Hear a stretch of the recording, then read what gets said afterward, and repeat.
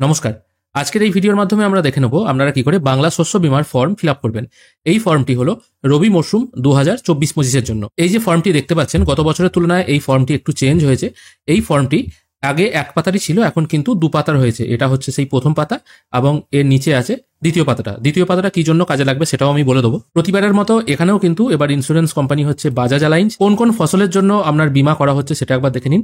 আলু, বোরো ধান, গম, সর্ষে, ছোলা, খেসারি, মুসুর ডাল, রবি ভুট্টা, গ্রীষ্মকালীন ভুট্টা, মুগ, তিল, বাদাম, আখ, এই সমস্ত ফসলগুলো যদি আপনি এই রবি মরশুমে রোপণ করে থাকেন তাহলে কিন্তু আপনি এই বীমার আওতায় আসবেন। ফর্মটি পাওয়া যায় অফলাইনে। আপনাদের অঞ্চলে কিন্তু অ্যানাউন্স করবে কবে কোন জায়গায় এই ফর্ম দেওয়া হবে এবং জমা নেওয়া হবে। ফর্ম অনলাইনে ফিল আপ করা যায় না। ফর্মটা কি করে আপনারা ফিল আপ করবেন সেটা আজকের এই ভিডিওতে দেখে নেব। প্রথমে এখানে আছে বাজাজ অ্যালায়েন্স জেনারেল ইন্স্যুরেন্স যে কোম্পানি আছে তার অ্যাড্রেস, ফোন নাম্বার, ঠিকানা। তারপর আছে মধ্যস্থতাকালীন বিবরণ। এটা আপনার কিছু ফিল করার দরকার নেই, এই ঘরটা ফাঁকা থাকবে। এরপর আমরা মেন ফর্মটা ফিল আপ করবো। প্রথমে আছে কৃষকের নাম।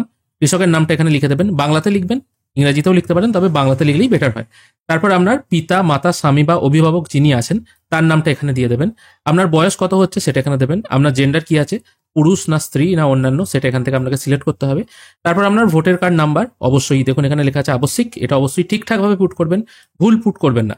তারপর আছে আপনার জাতি, মানে আপনি জেনারেল কাস্ট না এসসি না এসটি না ওবিসি, সেটা এখান থেকে সিলেক্ট করবেন। মানে যেটা হবেন আপনি তার উপরে এরকম টিকমার্ক দিয়ে দেবেন। যদি ওবিসি হন ওবিসির ওপর টিকমার্ক দেবেন, জেনারেল হলে সাধারণের উপর টিকমার্ক দেবেন, এরকম। তারপর ফোন নাম্বারটা পুট করবেন। ফোন নাম্বার অবশ্যই ইংরেজিতে পুট করবেন, কারণ ম্যাক্সিমাম জায়গায় আমরা কিন্তু ফোন নাম্বারটা ইংরেজিতে দেখেই অভ্যস্ত। তারপর আধার নাম্বার আবশ্যিক, এটাও এখানে সঠিকভাবে পুট করবেন। কোনো জিনিসই কিন্তু ভুল করে পুট করবেন না, ধীরে সুস্থে দেখে শুনে পুট করবেন। তারপর আপনার বসবাসের ঠিকানা, মৌজা বা গ্রামের নাম কি আছে সেটা এখানে পুট করবেন। গ্রাম পঞ্চায়েতের নাম কি আছে সেটা এখানে দিয়ে দেবেন। আপনার ব্লকের নাম কি আছে সেটা এখানে লিখে দেবেন। আপনার জেলার নাম কি আছে সেটাও এখানে লিখবেন। তারপর জিজ্ঞেস করা হচ্ছে কেসিসি আছে কিনা, এটা হ্যাঁ বা নয় উত্তর দেবেন। যদি হ্যাঁ হয় হ্যাঁ লিখবেন, অন্যথায় নো লিখবেন। তারপর আছে কৃষক বন্ধু আইডি, এটা কিন্তু অবশ্যই লিখবেন যদি আপনি কৃষক বন্ধু সহায়তা পেয়ে থাকেন। এবার এই কৃষক বন্ধু আইডি আপনারা কোথা থেকে পাবেন সেটা এবার দেখে নেওয়া যাক। গুগলে সরাসরি কৃষকবন্ধু.net লিখে সার্চ করলে আপনারা এই ওয়েবসাইটে চলে আসতে পারবেন। এখানে আসার পর নথিভুক্ত কৃষকের তথ্য এই অপশনটায় ক্লিক করবেন। তারপর এখান থেকে আপনারা বিভিন্নভাবে কিন্তু কৃষক বন্ধু আইডিটি খুঁজে পাবেন। আমি আপাতত ভোটার কার্ড সিলেক্ট করে এখানে ভোটার কার্ড নাম্বারটা পুট করে I am not a robot এই অপশনটায় টিক মার্ক দিয়ে সাবমিট করবো। সাবমিট করার সঙ্গে সঙ্গে এখানে দেখতে পাচ্ছেন কেবি আইডি বলে একটা আইডি চলে এসেছে। এই আইডিটাই কিন্তু আপনাকে ওই জায়গায় লিখতে হবে, মানে এই জায়গায় আপনাকে ওই আইডিটা দেখে শুনে লিখতে হবে। ফর্মটির একটু নিচের দিকে এলে এখানে অধিসূচিত ফসলের নাম দিতে হবে, মানে আপনি কোন কোন ফসল চাষ করেছেন সেটা দেবেন। যদি এখানে আলু চাষ করেন আলু লিখে দেবেন, তারপর ধান লিখে দেবেন, এরকম ভাবে পরপর যতগুলি ফসল আছে সেগুলো লিখে দেবেন। যদি একটা হয় একটাই লিখবেন। কোন অঞ্চলে বা কোন ব্লকে চাষ করেছেন সেটা দেবেন, কোন গ্রাম পঞ্চায়েত এরিয়ায় চাষ করেছেন সেটা দেবেন। আপনার মৌজার নাম বা জেএল নাম্বার দুটো এখানে মেনশন করে দেবেন। খতিয়ান নাম্বার কত আছে সেটা এখানে দিয়ে দেবেন। দাগ নাম্বারগুলো এখানে ছোট ছোট করে দেবেন। এবার আপনি হয়তো বলতে পারেন আমার একটা খতিয়ানে অনেকগুলো দাগ আছে, সেক্ষেত্রে আমি কিভাবে ফিল আপ করবো?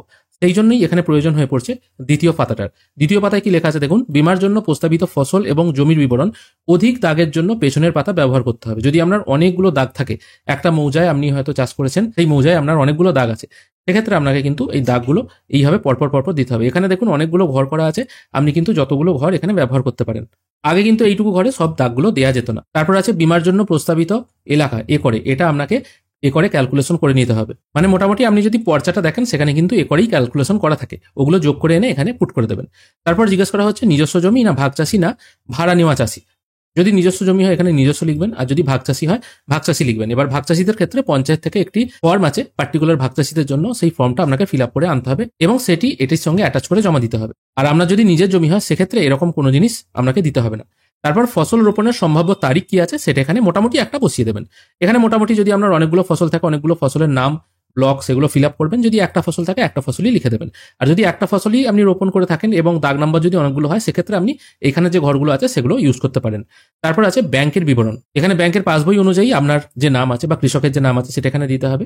ব্যাংকের নামটা এখানে দেবেন, একদম ফুল ফর্মে দেবেন, ছোট আকারে দেবেন না। পাঞ্জাব ন্যাশনাল ব্যাংক হলে পিএনবি বা স্টেট ব্যাংক অফ ইন্ডিয়া হলে এসবিআই, এটা লিখবেন না, পুরো নামটাই দেবেন। যদিও অসুবিধা নেই, তাও বলবো আপনি সবসময় আপনার দিক থেকে ঠিক থাকবেন। তারপর ব্রাঞ্চের নামটা এখানে দিয়ে দেবেন। তারপর অ্যাকাউন্ট নাম্বারটা এখানে পুট করবেন, আইএফএসসি কোডটা এখানে পুট করবেন, আর অ্যাকাউন্টের ধরনটা এখানে সিলেক্ট করবেন।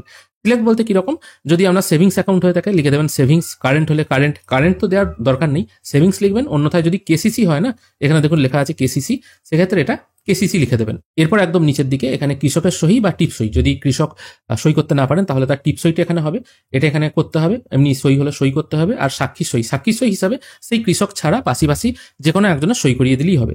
এবার এর সাথে কি জমা দিতে হবে সেটা একবার দেখে নিন। যেখানে বলা হচ্ছে কেওয়াইসি নথি হিসাবে আপনাকে দিতে হবে ভোটার কার্ড এবং আধার কার্ড, উভয়ই কিন্তু জেরক্স জমা দিতে হবে। তার সাথে ব্যাংকের পাসবই, যেখানে অ্যাকাউন্ট নাম্বার, আইএফএসসি কোড এগুলো পরিষ্কারভাবে লেখা আছে। 3 নম্বর বলা হচ্ছে খতিয়ান, সাম্প্রতিকতম পাট্টা বা দলিলের নকল। এটা সাধারণত আমরা যদি জমির পর্চা থাকে সেটাই আপনারা দিয়ে দিতে পারেন।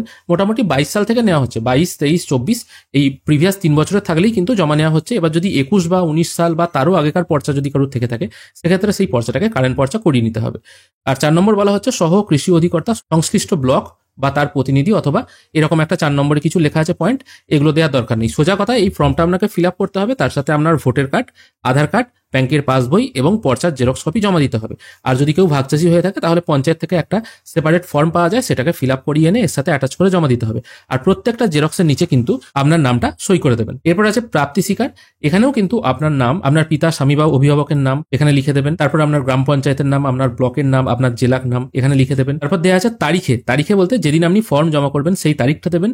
কোন ফসলের জন্য আপনি বীমা করছেন, যদি 2টো ফসল হয়, ধান আলু হয়, এখানে ধান আলু লিখবেন। আর কতটা জমির জন্য আপনি বীমা করাচ্ছেন সেই পরিমাণটা এখানে দিয়ে দেবেন করে, যেটা উপরে লিখলেন সেটাই কিন্তু এই নিচে দিতে হবে। তারপর শ্রী বা শ্রীমতী দিয়ে, আপনি পুরুষ হলে শ্রী লিখবেন, অন্যথায় শ্রীমতীটা কেটে দেবেন, মহিলা হলে শ্রীমতীটার মাথায় টিক মার্ক দেবেন। এরকম ক্যালকুলেশন সিলেক্ট করার পর আপনার নামটা এখানে আরেকবার লিখবেন। তারপর কোন ব্যাংকে অ্যাকাউন্ট আছে ব্যাংকের নামটা এখানে লিখবেন, কোন ব্রাঞ্চে মানে কোন শাখায় অ্যাকাউন্টটা আছে সেই শাখার নামটা এখানে লিখে আপনার অ্যাকাউন্ট নাম্বারটা এখানে লিখে দেবেন। আর মধ্যস্থতাকারীর নাম এখানে কিছু দেওয়ার দরকার নেই, ব্যাস এখানে এইটুকু ফিল আপ করতে হবে। বাদ বাকি মধ্যস্থতাকারীর নাম, ঠিকানা, অনুমোদিত স্বাক্ষরকারী সিল এগুলো কিন্তু কিচ্ছু করতে হবে না।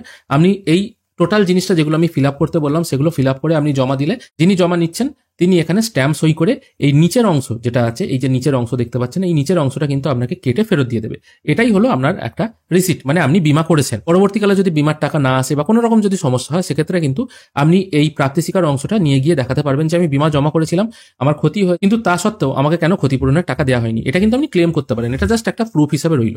এইভাবেই কিন্তু আপনারা এই ফর্মটি জমা করতে পারবেন। এটাই হলো বাংলা শস্য বীমা রবি মরশুম 2024-25 ফর্ম ফিল আপ করার সম্পূর্ণ পদ্ধতি। আশা করি আপনাদের আজকের এই ভিডিও ভালো লেগেছে। যদি ভালো লেগে থাকে অবশ্যই একটি লাইক করবেন। ভিডিও দেখার জন্য অসংখ্য ধন্যবাদ।